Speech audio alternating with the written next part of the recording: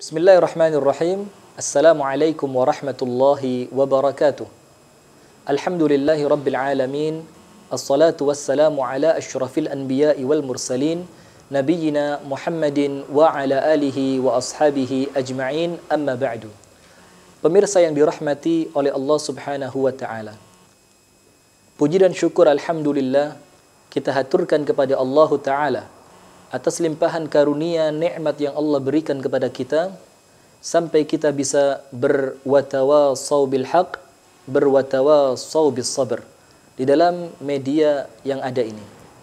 Kemudian salawat beserta salam semoga tercurahkan dan terlimpahkan kepada uswah kita, suri tauladan kita, Nabi besar, Nabi agung Muhammad sallallahu alaihi wasallam, beserta seluruh keluarganya, beserta seluruh istrinya, beserta seluruh sahabatnya, dan beserta seluruh pengikutnya yang senantiasa setia menjalankan sunnahnya, menjalankan tuntunan, dan menjalankan ajarannya ila yaumil qiyamah. Pemirsa yang dirahmati oleh Allah Subhanahu wa taala, insyaallah melalui media ini kami akan menyampaikan satu kitab kecil yang ditulis oleh Asy-Syaikh Ad-Doktor Ahmad Farid hafizahullahu taala. Yang kitab ini beliau beri judul Min Akhlaqis Salaf, di antara akhlak para pendahulu kita atau akhlak para salafun as-salih radhiyallahu taala anhum wa ardahum ajma'in.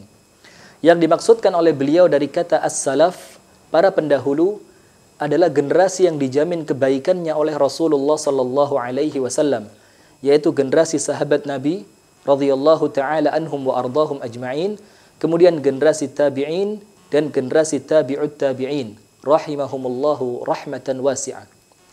Beliau tuliskan kitab ini, pemirsa yang dirahmati oleh Allah. Di dalam muqaddimah beliau menuliskan keprihatinan beliau dari banyaknya para penuntut ilmu yang mereka menisbatkan diri mereka kepada para salaf yang mulia, akan tetapi kemudian mereka sekedar mengambil dari salaf itu sekedar akidah dan ibadahnya. Dan kemudian para tullabul ilm ini, para penuntut ilmu ini, mereka meninggalkan salaf dari segi akhlak mereka. Padahal apabila kita memaknai kalimat salaf, yaitu kita diperintahkan untuk mengikuti mereka, mulai akhlak mereka, kemudian ibadah mereka, juga bagaimana mereka berjihad, bagaimana mereka bersabar, bagaimana mereka berdakwah, dan kita pun diperintahkan untuk mengikuti para salaf dari segi akhlak, sopan santun, dan kepribadian mereka. Maka kemudian Asy-Syaikh Ad-Doktor Ahmad Farid menuliskan kitab ini agar kemudian mereka yang mengaku mengikuti salaf itu mereka mengikuti salaf secara lengkap, secara sempurna, baik dari akidahnya, ibadahnya, maupun akhlaknya. Maka para pemirsa yang dirahmati dan diberkahi oleh Allah Subhanahu wa taala, insyaallah melalui media ini kami akan membacakan silsilah, urutan dari kitab Min Akhlaqis Salaf, mulai akhlak yang pertama sampai nanti terakhir akhlak yang ke-57 yang disebutkan oleh Asy-Syaikh Ad-Doktor Ahmad Farid di dalam kitab ini.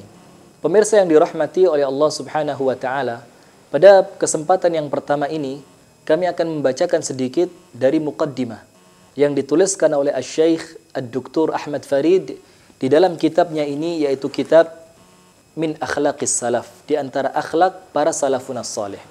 Yang pertama, yang melatar belakangi beliau hafizahullahu taala untuk menyusun kitab ini, sebagaimana yang telah kita sebutkan pada pertemuan di awal yang lalu, bahwa beliau merasa prihatin akan banyaknya para penuntut ilmu yang mereka menisbatkan diri mereka kepada salaf, akan tetapi ternyata mereka sungguh jauh dari akhlak yang mencerminkan pengikut salaf. Kemudian Asy-Syaikh Ad-Doktor Ahmad Farid menuliskan di sini sebagian di antara ucapan para ulama salaf, yang di dalam ucapan-ucapan mereka menunjukkan bagaimana mereka para ulama yang benar-benar salaf itu mereka begitu memperhatikan dalam masalah akhlak. Karena sebagian ulama mengatakan orang berilmu tanpa akhlak berbahaya. Akan tetapi orang berakhlak tanpa ilmu tidaklah berbahaya. Sekali lagi, orang berilmu tanpa akhlak itu berbahaya. Akan tetapi orang yang berakhlak tanpa ilmu tidaklah dia berbahaya. Yang pertama, yang dituliskan oleh Asy-Syaikh Ad-Doktor Ahmad Farid di dalam muqaddimah kitab ini adalah ucapan dari Al-Imam Muhammad Ibn Sirin rahimahullahu ta'ala rahmatan wasi'ah. Al-Imam Muhammad Ibn Sirin mengatakan, kanu yata'allamuna al-hadiya kama yata'allamuna al-ilma. Mereka, yaitu para salaf, dan untuk kita semua yang mengaku mengikuti salaf, mereka mempelajari al-hadiyah, dalam artian mereka mempelajari al-akhlaqul karimah, mereka mempelajari akhlak yang mulia, sebagaimana kama yata'allamuna al-ilma, sebagaimana mereka mempelajari ilmu, dalam artian ilmu-ilmu yang lain selain ilmu akhlak. Dalam ucapan Al-Imam Muhammad Ibn Sirin dapatlah kita fahami dengan jelas bagaimana para salaf yang baik, para salafun salih, itu mereka benar-benar memperhatikan akhlak sebagaimana mereka memperhatikan dalam masalah ilmu. Kemudian yang berikutnya, ada seorang ulama dari kalangan tabi'in yang bernama Habib Ibn Syahid. Dia mengatakan, ya bunayya, wahai anakku, ishabil ulama wal fuqaha. Bertemanlah kamu, berkumpullah kamu bersama para ulama, orang-orang yang alim, dan para fuqaha, orang-orang yang mengerti ilmu fikih. Akan tetapi pemirsa yang dirahmati oleh Allah, perhatikan ucapan Habib Ibn Syahid kepada anaknya ketika ia memerintahkan anaknya untuk berteman dengan para ulama dan para fuqaha. Ternyata yang pertama, Habib Ibn Syahid tidak memerintahkan anaknya untuk mengambil ilmu para ulama dan ilmu para fuqaha. Akan tetapi ucapan Habib Ibn Syahid, marilah kita perhatikan bersama, wa khudh min adabihim, ambillah akhlak mereka wahai anakku.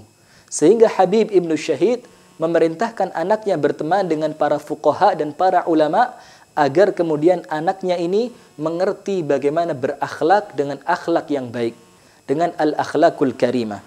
Fa inna dzalika ahabbu ilayya min katsirin min al-hadits. Karena apabila engkau berakhlak, engkau mempelajari akhlak para ulama dan para fuqaha, maka yang itu lebih aku cintai, lebih aku sukai dibandingkan kamu belajar banyak ilmu hadis. Sehingga itulah pemirsa yang dirahmati oleh Allah, bagaimana ternyata akhlak ini adalah salah satu yang menjadikan derajat manusia tinggi.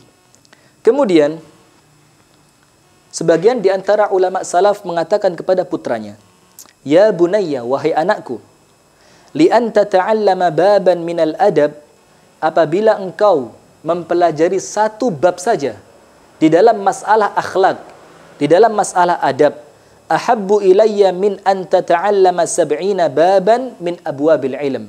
Lebih aku cintai wahai anakku dibandingkan engkau mempelajari 70 ilmu fikih. Sehingga bapaknya mengatakan kepada putranya, wahai putraku, apabila engkau belajar satu masalah mengenai akhlak, dalam artian akhlak yang baik, lebih aku cintai, lebih dicintai oleh orang tuanya kepada anaknya tadi, dibandingkan engkau mempelajari 70 ilmu fikih. Dalam artian 70 ilmu fikih tanpa adab. Sehingga para pemirsa yang dirahmati oleh Allah Subhanahu wa taala, inilah yang insya Allah akan kita bahas bersama di dalam silsilah kitab Min Akhlaqis Salaf yang insya Allah akan kami tayangkan setiap pekannya satu seri.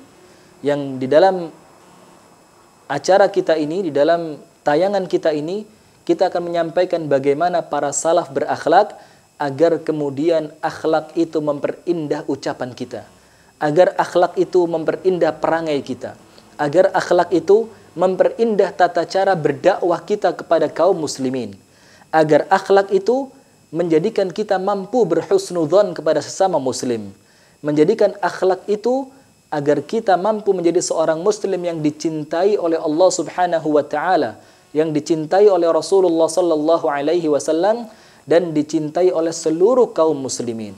Rasulullah sallallahu alaihi wa ala alihi wa sahbihi wasallam di dalam banyak hadisnya beliau menceritakan banyak sekali dalam hadis yang sahih mengenai pentingnya akhlak dan bahwasannya akhlak ini adalah sesuatu yang paling bisa menjadikan seorang manusia berat timbangannya di sisi Allah Subhanahu wa taala setelah takwa kepada Allah Subhanahu wa taala. Sehingga pemirsa yang dirahmati oleh Allah, nantikan tayangan kami yang berikutnya. Kami akan menyampaikan secara lengkap mulai akhlak yang pertama sampai akhlak yang ke-57 dalam kitab Min Akhlaqis Salaf yang dituliskan oleh Asy-Syaikh Ad-Doktor Ahmad Farid hafizahullahu taala. Semoga tayangan ini bermanfaat untuk kita semua, dan marilah kita meminta kepada Allah semoga apa yang kita lakukan senantiasa ikhlas karena Allah Subhanahu wa taala, dan semoga Allah Subhanahu wa taala menyatukan hati sesama kaum muslimin, dan Allah Subhanahu wa taala memberikan kepada kita ilmu yang bermanfaat, dan Allah menghindarkan kita bersama dari ilmu yang tidak bermanfaat. Subhanakallahumma wa bihamdika asyhadu an la ilaha illa anta astaghfiruka wa atubu ilaik. Assalamualaikum warahmatullahi wabarakatuh.